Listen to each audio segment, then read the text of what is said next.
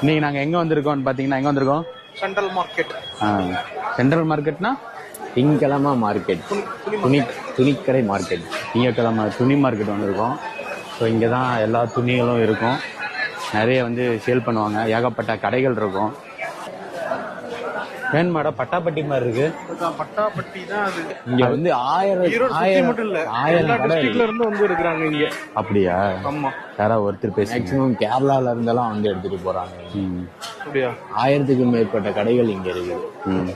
அந்த தீபாவளி சமயத்துலாம் வந்து